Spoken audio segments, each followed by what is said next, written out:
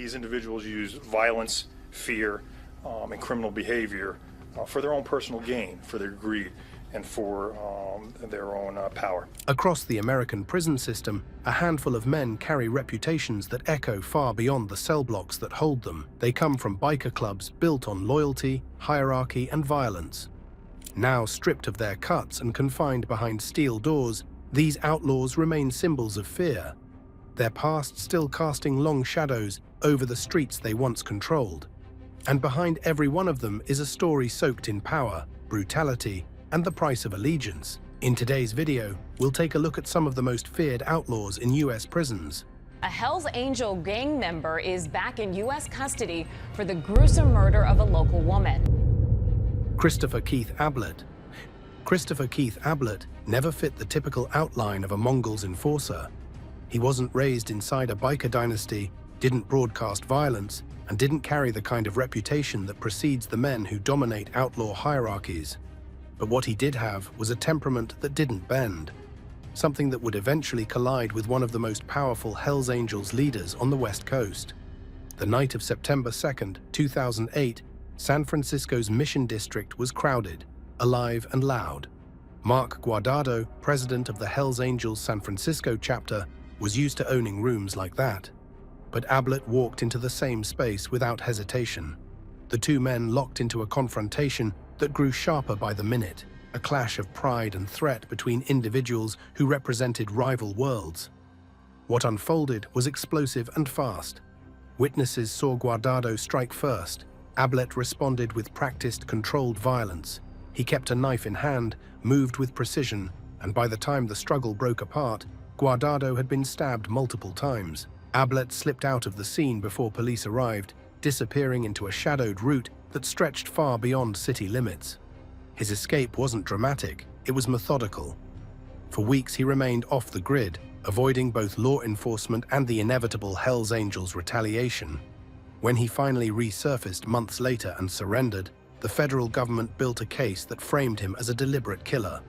The defense attempted to portray him as a man cornered by a larger, more dominant figure in a club rivalry that had nothing to do with him personally. In the end, the court focused on the brutality and finality of the act, rather than the biker politics behind it. Abblelet was sentenced to life without parole, placed inside a federal penitentiary where his story became one of the most notorious singular confrontations between the two rival clubs. Paul Eishide.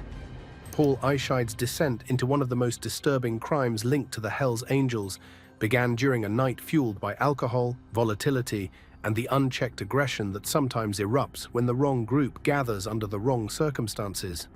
Unlike the calculated brutality of organized biker hits, the murder of Cynthia Garcia was a spontaneous explosion, one that revealed how quickly violence can escalate when no one in the room wants to be the one who stops it. Eishide was a patched member of the Hells Angels Arizona chapter, a club known for its structure and discipline. But the night Garcia crossed paths with several members, order disintegrated, an argument spiraled into a beating. The beating spiraled into something far darker. Garcia was forced into a car, driven into the desert, and stabbed repeatedly before being left to die under the open sky. It was not a planned execution, it was chaos turned lethal. When indictments came years later, Eishide chose distance instead of confrontation. He didn't hide inside club networks. He fled the country entirely, slipping into Argentina and attempting to rebuild a normal life. He worked ordinary jobs, lived quietly, and blended into a community that never suspected the man serving their coffee or fixing their appliances was wanted for murder back in the United States. His life as a fugitive lasted nearly 8 years, one of the longest outlaw biker escapes in modern history. When he was finally arrested by Argentine authorities, his calm demeanor shocked reporters. He fought extradition for months, insisting he would not receive fair treatment if returned. Courts disagreed, and he was escorted back across continents to face the charges waiting for him.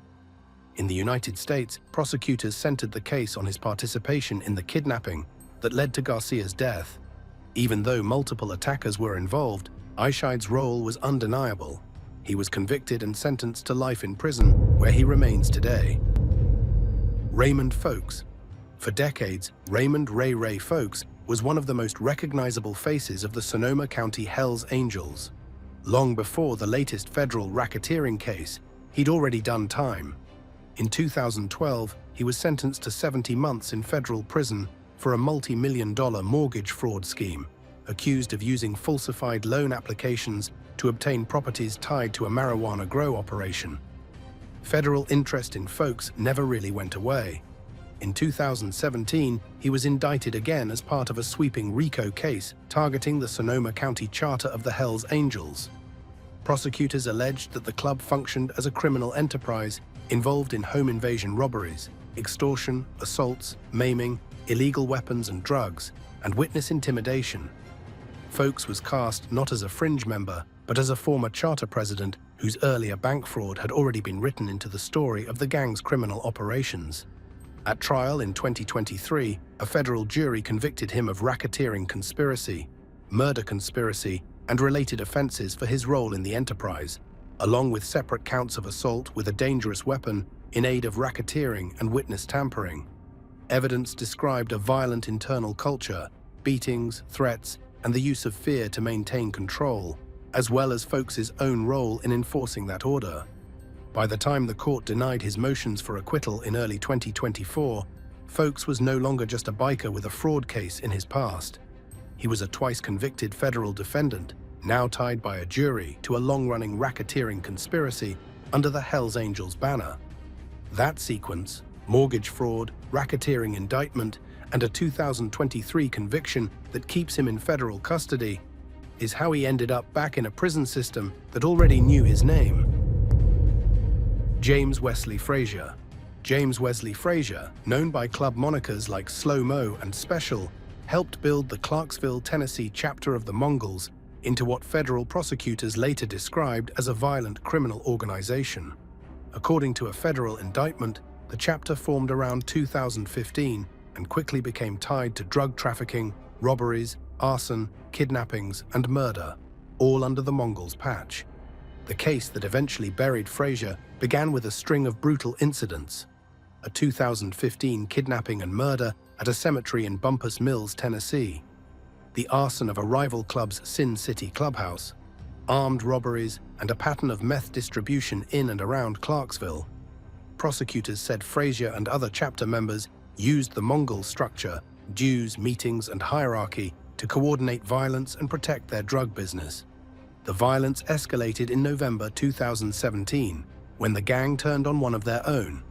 A former Clarksville Mongol, identified in court documents as Victim 2, was kidnapped, zip-tied, tortured for hours, and interrogated over suspected thefts.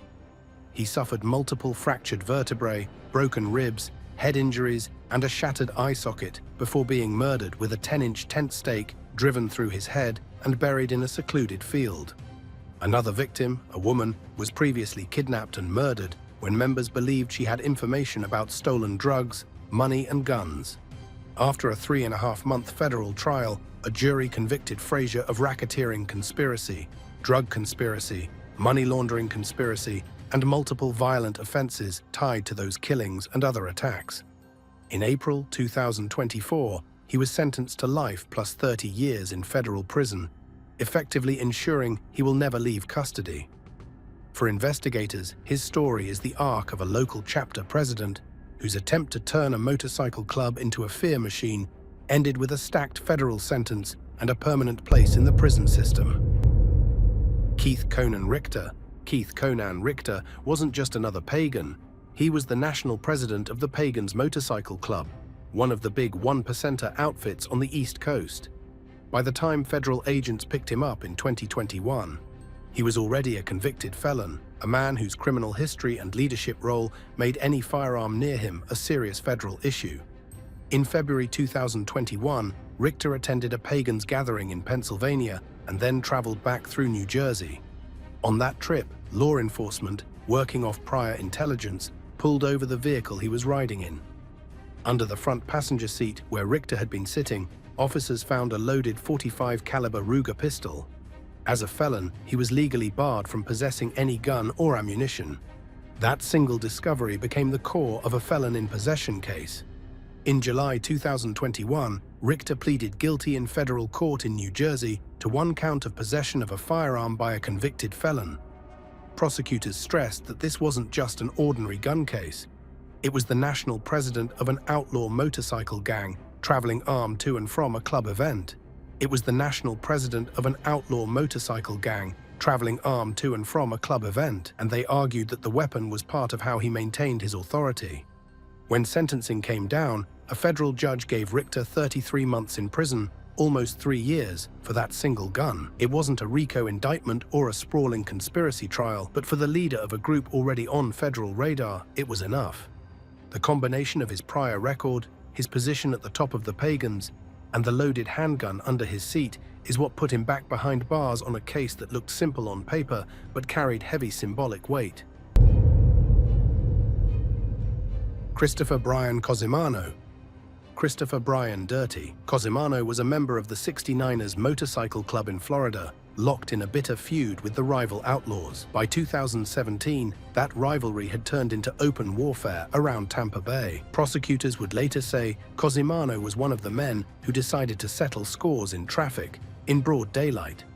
On December 21, 2017, Outlaws Cross Bayou chapter president Paul Anderson pulled his pickup truck up to a red light at a busy intersection in Pasco County. Surveillance footage and witness testimony later showed a black Ford F-150 and another vehicle boxing him in. A masked gunman stepped out, walked up to Anderson's truck, and fired multiple rounds into the driver's side window, killing him on the spot.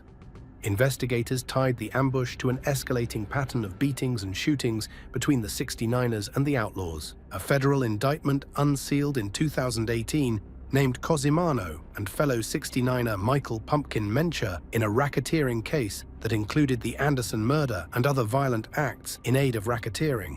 At trial, prosecutors described Kosimano as the chapter president who had orchestrated and carried out the killing as part of a gang war, arguing that the murder was meant to boost his standing and the club's reputation. A jury convicted both men of murder in aid of racketeering and related firearms charges. In November 2019, Kosimano was sentenced to life in federal prison, with additional years stacked on top for gun charges. The image of a shooter calmly stepping out of a truck at a red light and executing a rival leader in traffic became the signature moment of the case. For Kosimano, that single intersection, captured on video and broken down frame by frame in court, is what ultimately turned a biker nickname, Dirty, into a federal inmate number. Jeffrey Fay Pike.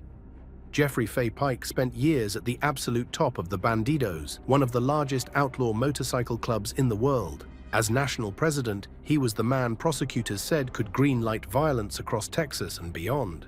By 2018, after a nearly 3-month trial, a federal jury agreed with that picture. Pike and National Vice President John Portillo were charged in a sweeping RICO case that tied them to a decade of organized crime: murder in aid of racketeering, conspiracy to commit murder, assaults with dangerous weapons, extortion, firearms offenses, and drug trafficking. Evidence showed that Bandidos chapters were expected to enforce the club's will through violence, including killings tied to turf disputes with rival motorcycle clubs. Prosecutors argued that Pike didn't have to pull the trigger himself. His power came from authorizing others and benefiting from the fear the gang created. In May 2018, a jury convicted Pike on 13 counts, including RICO conspiracy, murder in aid of racketeering, conspiracy to commit murder, and discharging a firearm during a violent crime. Witnesses and intercepted communications painted a picture of a national boss who signed off on attacks and allowed meth trafficking and other crimes to thrive under the Bandidos patch. That summer, in a San Antonio federal courtroom, the era of Jeffrey Fay Pike as Bandidos president effectively ended. In September 2018, he was sentenced to life in prison plus 10 years, with no possibility of parole in the federal system. For investigators, Pike's fall was the capstone of a long campaign against the Bandidos' national leadership. For Pike, it was the moment the presidency of an outlaw club turned into a life sentence in a federal penitentiary. Eric London. Eric Lundin was an older member of the Mongols Motorcycle Club, but age didn't blunt the violence in his case. In April 2013, a woman in McKinleyville, California, opened her front door and found Lundin forcing his way inside. According to the Humboldt County Sheriff's Office, he accused her son of stealing marijuana, shoved her backwards, and made her sit on the couch while he raged. Investigators later wrote that Lundin laid out 2 handguns, a silver semi-automatic and a black semi-automatic, on the coffee table and forced the woman to take pills he said were methadone, telling her it would be the easiest way for her to overdose. He repeatedly told her she was going to die, smashed her television with a gun, and put a handgun to her head while making her call her adult son. Then he forced her into his truck, drove her around, and told her all the places he could hide her body, all while reminding her he was a Mongols member and Mongols don't leave witnesses. The woman survived and got to a hospital, where she described the kidnapping. Deputies quickly issued a bulletin, and Lundin was arrested at his home in Arcata. He was charged with kidnapping, assault, brandishing a firearm, burglary, being a felon in possession of firearms, administering drugs to commit a felony, vandalism, and drug offenses. In federal court, Lundin later pleaded guilty to using and possessing a firearm in furtherance of a crime of violence, admitting he used a .38 caliber revolver and a semi-automatic handgun to intimidate and detain the victim, and that he did it in part to enhance his status in the Mongols' racketeering enterprise. David Martinez.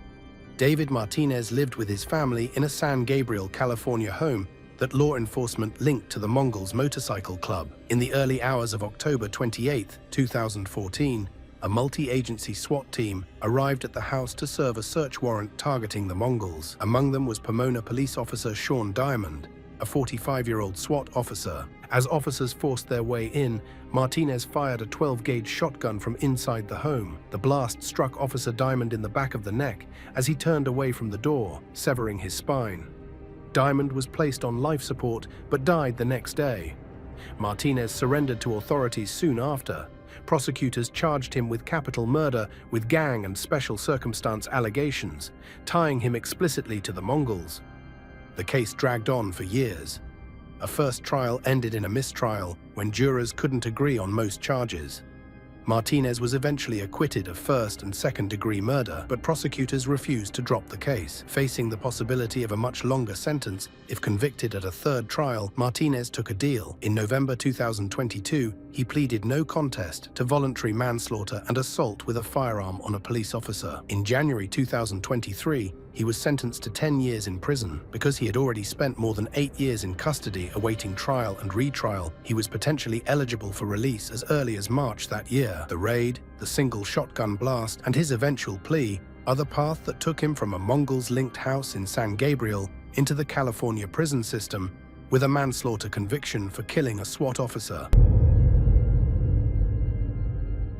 Justin Nasir Sha. Justin Nasir Sha is a documented member of the Mongols Motorcycle Group and also a former Army combat veteran. In May 2023, he turned up not in a clubhouse or on a run, but at a duplex in Waco, Texas, where a 28-year-old nurse and former Army medic was asleep with her 4-year-old son in the same room. What happened next would later be reconstructed in harrowing detail in a McLennan County courtroom. According to trial testimony, Shah had met the woman and her husband earlier that night at a bar. After drinking with her husband at a different location, he left, returned to the couple's duplex around 4:30 a.m., and broke in. The woman woke up to find Shah in her bedroom, armed, attempting to sexually assault her at gunpoint. She fought back, kicked him away, grabbed her son, and hid with the child in a bathroom hamper while Shah fired multiple shots in the bedroom, accidentally shooting himself in the hip. Investigators tied him to the crime using DNA, GPS ankle monitor data. He was already out on bond for an earlier sexual assault case in Fort Worth, video surveillance, and even the hat he left on the victim's bed. A jury convicted him in August 2024 of first-degree felony burglary of a habitation with intent to commit sexual assault. During the punishment phase, another woman testified that Shah had sexually assaulted her in 2022 when she was an 18-year-old high school student working as a bartender. In August 2024, the judge sentenced Shah to life in prison. As deputies led him away, reporters noted that he told the judge, "I forgive you," then turned to the victim and her husband and said he did not forgive them. For law enforcement, the case became an example of how a man with a military background and a Mongol's patch could still be, as the judge put it, his own worst enemy, leaving a trail of digital evidence and witnesses that ensured he would leave the free world for a Texas prison cell. In the end, these men may be locked away, but the echoes of what they built and destroyed still travel far beyond the walls that hold them. That's it for today. Let us know your thoughts in the comments down below, and don't forget to like and subscribe for more content like this.